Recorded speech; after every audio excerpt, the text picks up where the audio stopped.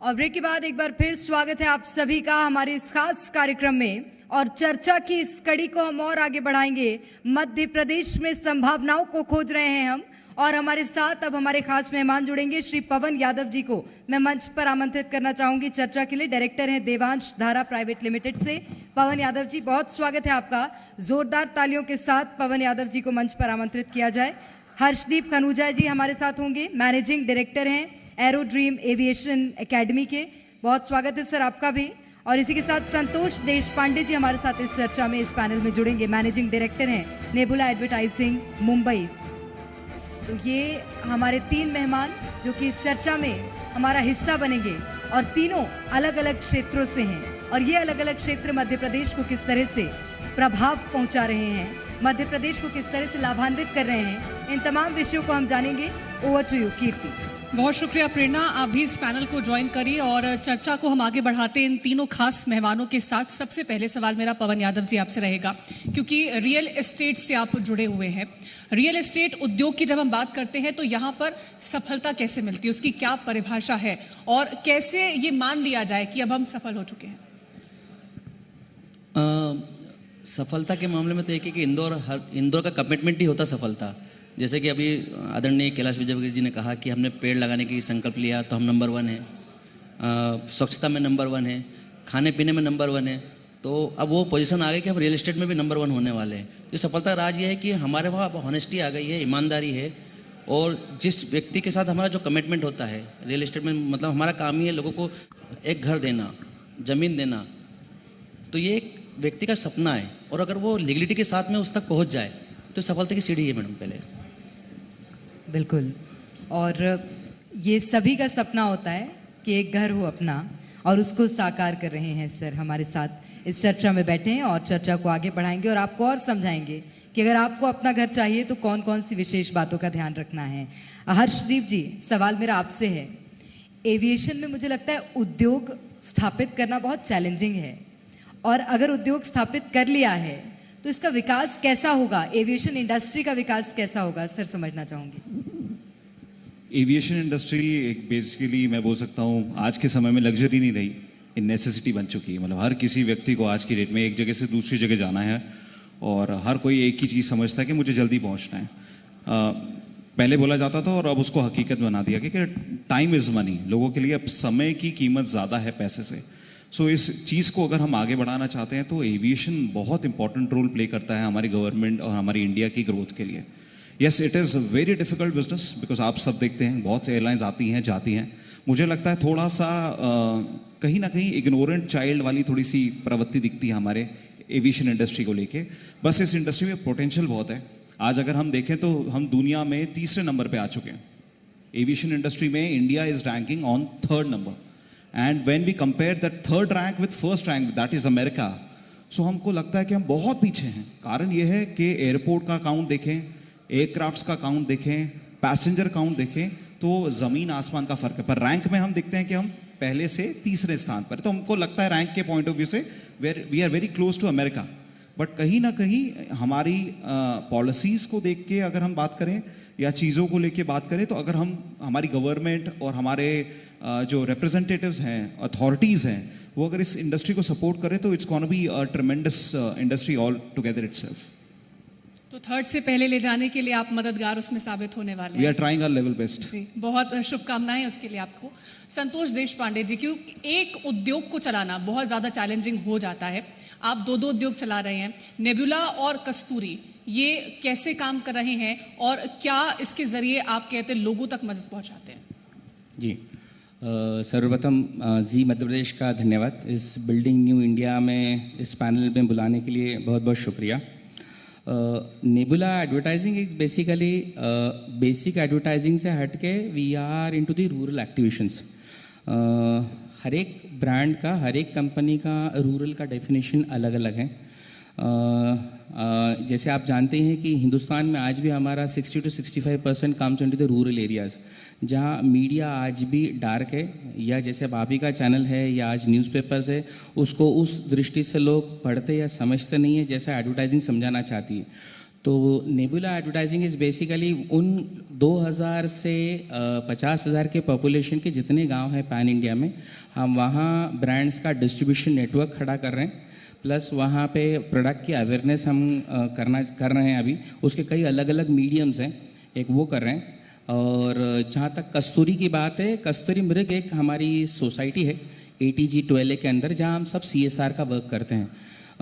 अलग अलग सब्जेक्ट्स पे हम अभी काम कर रहे हैं। ये सारी कॉरपोरेट्स के जितना CSR वर्क है, हम अक्रॉस पैन इंडिया पे हम काम कर रहे हैं। बिल्कुल, मैं आ रही हूँ सर आपके पास। पवन यादव जी हमारे साथ लगातार बने हुए हैं। पवन जी, आपने ही बताया जिस तरह से कि हर व्यक्ति का सपना होता है कि अपना खुद का घर हो। रियल एस्टेट के क्या चैलेंजेस होते हैं ये तो मैं आपसे जानूंगी, लेकिन उससे पहले मैं ये जानना चाहूँगी, क्योंकि हमारे मध्य प्रदेश छत्तीसगढ़ की जो जनता इस वक्त हमें देख रही है, वो खुद भी कई ऐसे लोग होंगे जिनका ये सपना है कि उनका खुद का घर हो। कौन सी विशेष बातों का ध्यान रखना चाहिए उन्हें जब वो घर लेने जा रहे हैं? तो आजकल तो घर लेना बहुत आसान हो गया है, बैंक के लोन भी अवेलेबल करवा रही है, सारी चीज़ें लीगलिटी के साथ में हो रही हैं। तो मेरा मानना ये है कि आप सबसे जो पहली बात है वो आप जो प्रॉपर्टी सर्च कर रहे हैं, आपका जिससे कि मतलब एक व्यक्ति का होता है ना कि अच्छी सोसाइटी में हमारा घर हो, तो उसमें लीगलिटी का सबसे ज़्यादा ध्यान देना चाहिए। और आजकल क्या है कि एक रेरा जो है, जो रेरा आने की वजह से इस चीज़ों से थोड़ा पर्दा हट गया है, क्योंकि आज अनलीगल कोई काम हो नहीं सकता है रियल एस्टेट के अंदर।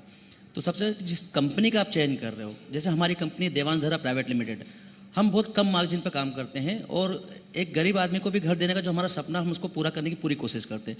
तो सबसे पहले जिस कंपनी से आप प्रोजेक्ट ले रहे हो वो रेरा अप्रूव्ड है कि नहीं, और जो कंपनी आपको प्रोजेक्ट दे रही है वो रेरा है कि नहीं, और जिस व्यक्ति से आप ले रहे हो वो भी रेरा अप्रूव्ड है कि नहीं। तो ये तीनों चीज़ों का आपको ध्यान रखना। इसके अलावा आज की तारीख में अगर आप कोई प्रॉपर्टी लेते हैं तो रेरा की साइट पे जाइए। रेरा की साइट पे जाने के बाद आप कॉलोनी का नाम डालिए, कंपनी का नाम डालिए, एजेंट का नाम डालिए, उसकी पूरी डिटेल रेरा पे मिल जाएगी। आपको सारे कॉलोनी के जो भी लीगल डॉक्यूमेंट्स है वो अपलोड रहते हैं, उसको चाहे तो आप डाउनलोड भी कर सकते हैं। तो ये अधिकतर कोई चीज़ बताता नहीं है, पर ये चीज़ें आजकल जानने का सबका अधिकार है कि रेरा एक ऐसी साइट है जहाँ पर आप उस कॉलोनी का नाम डालिए तो रेरा नंबर मिल जाएगा, और रेरा नंबर पे आप उसमें लिखे एक ऑप्शन आता है कि सीन देखें, और उसमें डाउनलोड का ऑप्शन आता है। तो आप उसके सारे डॉक्यूमेंट डाउनलोड करके उसको अच्छी तरह सर्च भी कर सकते हैं।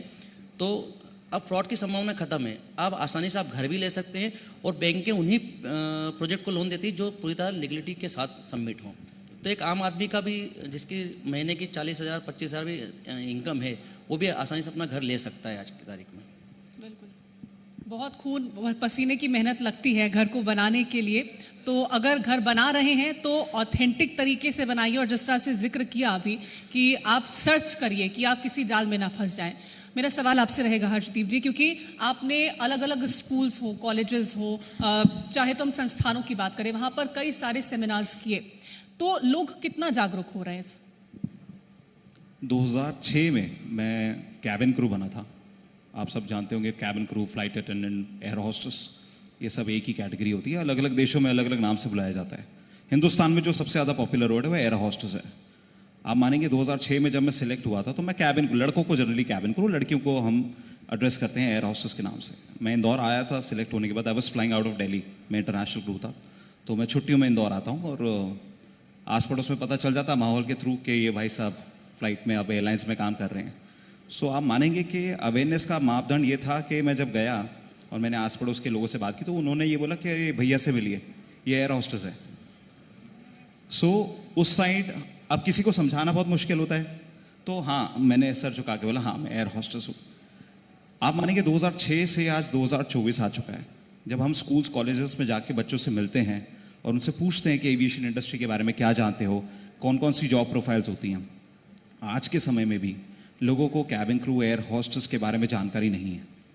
आज भी लोगों को लगता है कि ये काम एक बेसिकली बोल सकते हैं ना चाय नाश्ता या रिफ्रेशमेंट सर्व करने का है, but they doesn't even know that it is a very responsible job of the safety of the comfort of the passengers plus aircraft. अगर एक पायलट अगर प्लेन उड़ा रहा है तो उसके नाक, कान, गला सब बोल सकते हैं ना, उसके सारे सेंसेस कैबिन क्रू के रूप में एक प्लेन के अंदर काम कर रहे हैं। बिकॉज अगर प्लेन के अंदर कुछ भी टेक्निकल इश्यूज होंगे तो कैप्टन को कौन बताने वाला है? एयर होस्टेस बताने वाली है। कोई पैसेंजर बेहोश हो गया तो उसको लैंडिंग होने से, इमरजेंसी लैंडिंग के बेसिस पे उसको क्योर करने के लिए अगर डॉक्टर नहीं है तो she is half nurse. We are certified first aiders, हमें एक सर्टिफिकेशन मिलता है that we are first certified first aiders. So एक मल्टीटास्किंग एक प्रोफाइल है जो प्लेन के अंदर काम कर रही है। प्रॉब्लम ये आती है कि लोगों को अभी भी इसके बारे में नहीं पता, और उनको समझाने के बाद भी लोगों को नहीं समझ में आता। माइंडसेट बहुत डिफरेंट है, अभी भी लोगों के एक्सेप्टेंस नहीं है इन जॉब्स को लेके। लोगों को लगता है कि नहीं, ये कुछ रियलिस्टिक जॉब्स नहीं है, या सिंसियर जॉब्स नहीं है। जैसे फॉर एग्जांपल अगर हम एक नेशनल कैरियर है लुफ्तांजा, जर्मनी की नेशनल एयरलाइंस है लुफ्तांजा, उसके अंदर हम देखेंगे तो जो फ्लाइट अटेंडेंट एयर हॉस्टेसेस हैं, they are more than 60 years of age and they are still working and they are more energetic than Indian guys and girls. So I have seen and they are taking it as like a long term career. हमारे India में एक ही mindset है कि छोटे समय तक की job है, it is not having a long job span. तो लोगों को लगता है, कई लोग मुझसे आके पूछते हैं सर ये 5 साल काम करेगी हमारी लड़की, उसके बाद क्या करेगी? उनको ये नहीं पता it's a long term career. Myth बहुत है, शादी नहीं कर सकते, हमारी लड़की की शादी नहीं होगी, या लड़के इस प्रोफाइल के लिए बने नहीं हैं, या एयरलाइंस वाले निकाल देते हैं। बहुत सारी चीज़ें होती हैं जब हम काउंसलिंग या सेमिनार्स करते हैं तब हम पता के आते हैं। बट यस, जितना इंटरनेट फ्लरिश हुआ है, जितना आज की डेट में मीडिया फ्लरिश हुआ है, पर कहीं ना कहीं एविएशन को लेके अभी भी बहुत सारे मिथ्स हैं, बहुत सारी कन्फ्यूजन्स हैं। वही मैंने जो पहला हमारा क्वेश्चन था कि अगर इस इंडस्ट्री को भी एक सीरियस इंडस्ट्री के रूप में लिया जाएगा तो शायद लोगों का अवेयरनेस, जागरूकता और बढ़ेगी। और उसी चीज़ के लिए हम स्कूल्स कॉलेजेस में जाते हैं, just to give them awareness. ज़रूरी बात आपने कही है कि अवेयरनेस सच में बहुत कम है। हम लोग भी जब घर में कभी बात करते हैं तो हमारे भी घर में बड़े लोगों को नहीं पता होता है कि कितना इसका टाइम है, कितना टाइम ड्यूरेशन है, और इसी के साथ क्या और वर्क प्रोफाइल्स हैं, ये किसी को जानकारी नहीं होती है। मैं आऊँगी सर आपके पास। संतोष देशपांडे जी, सवाल मेरा आपसे है, कॉरपोरेट इंडस्ट्री में अगर हमें स्किल डेवलपमेंट करना है तो उसके लिए क्या प्रयास किए जा सकते हैं, या आपकी ओर से क्या किए जा रहे हैं? जितना स्किल सेट्स अभी, जितने ब्रांड्स अभी नए नए जो आ रहे हैं, उस हिसाब से नीचे ग्राउंड स्टाफ पे उतने स्किल्स है नहीं इन टर्म्स ऑफ, जैसे आज हम जिस स्किल्स डेवलपमेंट में हम इन्फ्लुएंसर्स में हैं। इन्फ्लुएंसर्स मतलब आज हम मेसन्स क्रिएट कर रहे हैं, पेंटर्स हैं, कारपेंटर्स हैं, पॉलिशर्स हैं। तो जितना सेगमेंट्स हैं बिल्डिंग मटेरियल को डेवलप करने के लिए, तो जितने ब्रांड्स हैं, नेरोलैक है, पीडीलाइट है, ग्रीन प्लाई है, एस्ट्रल है, इनके लिए हम सब जगह हर एक स्टेट्स में स्किल्स डेवलप कर रहे हैं। अभी जैसे अब नेरोलैक को हम हर साल अराउंड 1.5 लाख पेंटर्स को हम ट्रेन करते हैं, जिसमें हम उनको अलग अलग क्या क्या नई डिज़ाइंस आई हैं, क्या कैसे वो लोगों से बात कर सकते हैं, किस तरीके से वो अपना प्रपोजल सबमिट कर सकते हैं। So how you can talk to the consumer, वो वहाँ से हम उनको सिखाते हैं, और किस तरीके से आप धंधा कन्वर्ट कर सकते हैं। तो भले ही अगर आदमी 10वीं या 12वीं फेल है, वहीं तक ही पढ़ा हुआ, लेकिन वो स्किल्स डेवलपमेंट के थ्रू जो या कारपेंटर बन सकता है, मेसन्स बन सकता है, प्रोफेशनली अगर वहाँ सीख ले तो वो काफ़ी अपने पैरों पे खड़ा हो सकता है। और इसमें आप कॉर्पोरेट सब जगह इतना सीरियसली इन्वॉल्व हैं, क्योंकि इनविचुअस गवर्नमेंट का प्रेशर भी है और इंडस्ट्री की नीड भी है कि यहाँ ऐसे नीचे उनको जब तक लोग नहीं मिलेंगे, because they are the face for that company. Once they talk about the product, the utility, the process of that product, accordingly consumer revert करता है। सो उनको ढंग से वहाँ पे एजुकेट करना, उनको सही तरीके से समझाना, ये अभी कॉर्पोरेट्स बहुत ढंग से कर रहे हैं, और हम फॉर्चुनेटली उसमें हम काफ़ी अच्छा हम काम कर पा रहे हैं। विगत अभी 8 साल हो गए हम इसमें कंसिस्टेंटली हम बहुत अच्छा काम कर पा रहे हैं। बहुत शुभकामनाएं भी हैं आपको उसके लिए। मेरा सवाल आपसे रहेगा पवन जी, क्योंकि आपका एक सिद्धांत है कि परीक्षा के बिना आपकी गवाही नहीं हो सकती है। इसके मायने क्या हैं और आपने इसको अपने जीवन में कैसे उतारा है? शायद मेरा पिछला भी कार्यक्रम में मैं आपके मंच पे उपस्थित था, तो उसमें भी हमने एक चीज़ लिखी, simple thing is a better thing. जितना कम सोचोगे, जितने सरलता से आप लोगों से मिलोगे, उतना ही आगे बढ़ते चले जाओगे। और simple thing is a better thing के साथ साथ में एक चीज़ है, वो ट्रांसपेरेंसी शुड बी देयर। जितनी पारदर्शिता आपके पास में होना चाहिए उतना अगर है तो आप सपने साकार होते चले जाएंगे। तो कभी भी हम लोग हमारे जिसमें हिसाब से हम लोग काम कर रहे हैं उसके अंदर बस एक ही चीज़ आती है, ट्रांसपेरेंसी और सरलता। हम दोनों, मतलब एक व्यक्ति अगर आपके पास कभी कुछ चीज़ लेने आया है तो उसका सपना है, और मैं हमेशा एक ही बात बोलता हूँ कि किसी को घर देना, मकान देना या किसी को प्रॉपर्टी देना बिजनेस नहीं हो सकता है, वो एक सामाजिक कार्य है। जब वो अपने घर की छत के नीचे सोता है और वो उसको लगता है कि नहीं मुझे देवान से प्रॉपर्टी मिली, देवान धरा प्राइवेट लिमिटेड से प्रॉपर्टी मिली है और एक लीगल प्रॉपर्टी मिली, एक अच्छा हमने अपने सपनों का घर पूरा करा है, तो जब उसके मन से जो दुआ निकलती है वही आपको तरक्की के रास्ते पर लेके जाती है, आगे लेके जाती है। तो सरलता होना चाहिए, कोई भी व्यक्ति आपके पास आता है तो उससे मिलना चाहिए और बहुत सरलता से मिलना चाहिए। तो इसी बेस को हमने अपना बेस बना रखा है, काम करने का तरीका बना रखा है। निश्चित रूप से, और बेस बनाना ज़रूरी होता है। काम करने का अगर तरीका आपका सेट है तो अगर आपके साथ कोई भी काम करेगा उसे समझना कि आप किस गाइडलाइन पे किस तरह से काम करते हैं वो बहुत आसान हो जाएगा। और आपके पास जो लोग आएंगे मुझे लगता है उनके लिए भी ये बहुत आसान है समझना कि विश्वसनीयता कितनी ज़्यादा है। सर मेरा सवाल आपसे है, हम एयरलाइंस की बात कर रहे हैं, क्या ऐसी आवश्यक विशेषताएं होती हैं जो कि अगर इस उद्योग का हिस्सा बनना है तो हमें होनी चाहिए? मैं भी क्योंकि बहुत सारी धारणाओं में जी रही थी, आज आपने बहुत सारी धारणाएं मेरी तोड़ी हैं। जैसे कि इसका जो जॉब टाइम होता है वो मुझे भी लगता था लिमिटेड है, लेकिन आपने बताया कि लिमिटेड नहीं होता है। हाइट, पर्सनालिटी, ये भी कुछ मैटर करती है क्या इसमें? यस ऑफ कोर्स, ये सारी चीज़ें हैं। मतलब अभी इससे पैनल चल रहा था उसमें हम एआई की बातें कर रहे थे, हम स्किल्स की बात करते हैं, स्किल डेवलपमेंट की बात करते हैं। आप सब भी बचपन में एक ही चीज़ देखते हैं कि हमारे पेरेंट्स हमें एक ही चीज़ के लिए मोटिवेट करते रहते हैं कि पढ़ाई करो पढ़ाई करो पढ़ाई करो। मतलब पढ़ाई is directly proportionate to your success of your life, which is actually आज के समय में गलत हो रहा है। आजकल आपका स्कॉलर होना, स्मार्ट होना ज़रूरी नहीं है। Scholar is a different thing, being smart is a different thing. Airline industry is not about scholars, it's about being smart. So if you can talk to people, आपको लोगों से बात करने में हेजिटेशन नहीं होती है, आपको नई नई जगह जाने का शौक है, आप अपने आप को अच्छे से रख सकते हो, you can maintain your self. अब इसमें एक और मिथ आता है कि एक लड़के का हैंडसम और खूबसूरत होना या लड़की का खूबसूरत होना या फीचर्स अच्छे होने ज़रूरी हैं, ये भी मिथ है।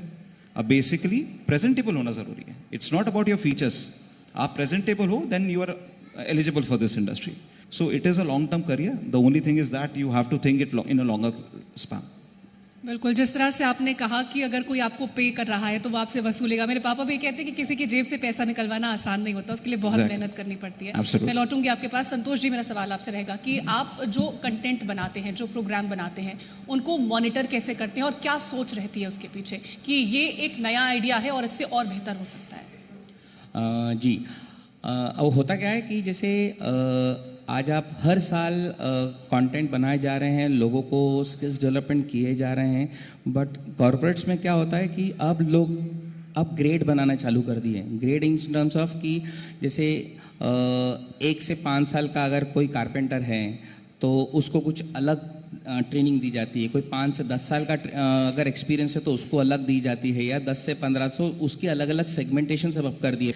एक मैं बहुत अच्छा एग्जांपल लेकर दूंगा, जैसे हम पीडीलाइट के लिए पिछले करीबन 7-8 साल से हम काम कर रहे हैं, तो हमेशा इनके इसमें और टेक्निकली चीज़ें रहती कि अगर आपको एडेसिव देना है तो किस सीमेंट्स में कितना उनको एडेसिव डालना है, ये थोड़ा टेक्निकल हो जाता है। क्योंकि आप जब कस्टमर्स को बताए तो कस्टमर सिर्फ बोलता है कि भैया मेरे को अब यहाँ पानी टपकना नहीं चाहिए या मेरी टंकी से पानी गिरना नहीं चाहिए। तो जो लेबर है, आप उस लेबर के ऊपर ही आपका ब्रांड फाइनल करते हो, क्योंकि even though you are educated guy, you don't even know how to which product they should take. तो वो स्किल जब तक वो बंदा सही बताएगा, उसको हम सही तरीके से कंटेंट देंगे, तभी वो आपको जवाब दे पाएगा, क्योंकि तभी कंपनी की वहाँ पे पोजीशनिंग सही होगी। तो उस पर अब हमने काफ़ी उस पर काम किया हुआ है। ठीक है, मैं सर आ रही हूँ आपके पास। पवन जी, मेरा सवाल आपसे है, जैसे कि आपने पहले भी बोला कि परीक्षा के बिना गवाही नहीं, कि किस तरह की परीक्षा होती है सर, ये बताइएगा। और इसी के साथ एक और सवाल मैं ऐड कर देती हूँ कि आप क्या मानते हैं, हमारी पर्सनल लाइफ, प्रोफेशनल लाइफ अलग अलग होनी चाहिए या दोनों का संतुलन बना के चलना चाहिए? बिजनेसमैन के लिए बहुत कठिन सवाल है ये। मतलब पर्सनल लाइफ और बिजनेस लाइफ दोनों अलग कभी नहीं हो सकती है। अगर आप बिजनेस को टाइम दे रहे हैं तो किसके लिए दे रहे हैं? परिवार के लिए। और परिवार को टाइम दे रहे हैं तो फिर बिजनेस को टाइम देना जरूरी है, क्योंकि परिवार के लिए सब कुछ कर रहे हैं हम लोग। तो ये दोनों लाइफों को तो मैनेज करके चलना ही पड़ेगा। लेकिन सबसे बड़ी है कि यहीं पर एक डिस्प्यूट है कि हम अगर बिजनेस में हैं और बिजनेस के लिए अगर हम जिस कंपनी को हमें आगे बढ़ाना है हम उसके लिए कर रहे हैं, हम किसके लिए कर रहे हैं? हम हमारे परिवार के लिए कर रहे हैं। तो वहाँ पर एक सामंजस्य बैठाना बहुत मुश्किल नहीं, एक परीक्षा रहे। आपने जो पहला क्वेश्चन था परीक्षा, तो डाउन टू अर्थ जाना है तो आपको हर चीज़ से सेक्रीफाइस करते चलना पड़ेगा। मतलब कुछ इच्छाओं को मानना पड़ेगा, कुछ इच्छाओं को पूरी करना पड़ेगा। दोनों चीज़ों को लाइफ के अंदर एक समन्वय के साथ संतुलन, जिसके न्याय की देवी वाला जो तराजू है वो बिल्कुल व्यवस्थित होना चाहिए। तो परिवार को भी उतना समय देना जरूरी है। दूंगी आपके पास। हर्षदीप जी, मेरा सवाल आपसे रहेगा। आपने खुद जिक्र किया कि इंटरनेशनल एयरलाइंस जो होती हैं वहाँ पर जो उनका माइंडसेट है, उनका जो थॉट प्रोसेस है, वो यहाँ की जो भी हमारी एयरलाइंस है उनका थॉट प्रोसेस मैच नहीं करता। और कई बार हम देखते हैं कि हम इन्फ्लुएंस होते हैं बाहर जिस तरह से चीज़ें हो रही हैं, और उस तरह से चीज़ों को हम देश में करने की कोशिश करते हैं। लेकिन इसमें अगर हम देखें, एज बैरियर का जिक्र आपने किया, या फिर आपने जिक्र किया कि वो पर्सनालिटी होना, पर्सनालिटी में बहुत चीज़ें अलग हो जाती हैं। आपने बोला कि फेशियल फीचर्स उसमें नहीं काउंट होते हैं। तो फिर इससे इन्फ्लुएंस क्यों नहीं हो पा रहा है, कि एविएशन सेक्टर इससे इन्फ्लुएंस क्यों नहीं हो पा रहा? अब जो भी एयरलाइंस है वो एक क्राइटेरिया को फॉलो कर रही है, इट्स अ पैटर्न। अब हमारी जो रेगुलेटरी बॉडी है उसका नाम है DGCA, directorate general of civil aviation. ये सेफ्टी के ऊपर एम्फेसाइज करती हैं। अब सेफ्टी से रिलेटेड जो जो फिजिकल एबिलिटीज़ होनी चाहिए एक इंसान में, उस चीज़ को प्रायोरिटी पे रखा जाता है। अब मुझे ये समझ में नहीं आता कि अगर हमारे किसी बच्चे के बॉडी पे या हाथ पे या कहीं पे टैटू है, उससे उसकी एबिलिटी कैसे खराब हो जाती है। तो हमारे एयरलाइंस क्राइटेरिया में क्या आता है कि there should not be any visible tattoo. अब वो लड़का कितना भी एफिशिएंट है या लड़की कितनी भी एफिशिएंट है, पर उसको जॉब नहीं मिलेगी क्योंकि उसने टैटू बनवा लिया। अब कॉस्मेटिक सर्जरीज वाले आ जाते हैं कि चलो हम हटा देंगे, पर आज के समय में भी मेडिकल हमारी जो बोल सकते हैं ना, साइंस इतनी अच्छी नहीं हुई है कि टैटू को पूरी तरह से रिमूव किया जा सके। तो कहीं ना कहीं उसका मार्क रह जाता है। अब ये तो एक्सपर्ट है, जो एक्सपर्ट नहीं है वो तो टैटू भी नहीं हटा पाते। तो एक टैटू होने की वजह से किसी की एबिलिटी खराब हो जाना, ये कहाँ से कहाँ तक सही है। और आज के डेट में तो ट्रेंड हुआ पड़ा है, लड़के लड़कियां टैटू बनवा लेते हैं।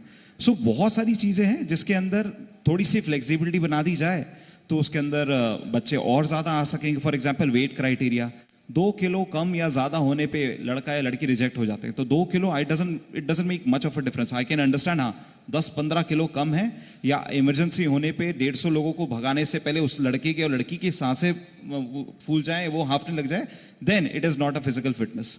बट 1-2 किलो के अंदर अगर वेरिएशन आती है तो आई डोंट थिंक उसकी वजह से उसकी एबिलिटीज़ खराब होती है। तो बहुत सारी चीज़ें जिनको हम थोड़ा सा इग्नोर करें तो बच्चों के अंदर और वेरिएशंस आने लग जाएंगी और उनके लिए बोल सकते हैं ना वाइडर प्रोस्पेक्ट हो जाएगा और वो ज़्यादा अच्छे से इस इंडस्ट्री में उतर पाएंगे। निश्चित रूप से। बहुत शुक्रिया सर आप तीनों का ही हमारे साथ इस चर्चा में शामिल होने के लिए। तो इस चर्चा में हमने जाना रियल एस्टेट के बारे में, एविएशन के बारे में और एडवर्टाइजिंग स्किल डेवलपमेंट, जो कि बहुत ज़रूरी है किसी भी व्यक्ति के जीवन में। आप तीनों का ही सर बहुत शुक्रिया। ओवर टू यू कीर्ति। तो बिल्डिंग न्यू इंडिया में आज इस पैनल के जरिए हमने अलग अलग क्षेत्रों में अलग अलग उद्योगों को समझा, जाना कि क्या चैलेंजेस है और कैसे उनसे निपटा जा रहा है और क्या बदलाव लाने की कोशिश की जा रही है। इसी तरह से कार्यक्रम को हम आगे भी जारी रखेंगे, लेकिन वक्त एक छोटे से ब्रेक का।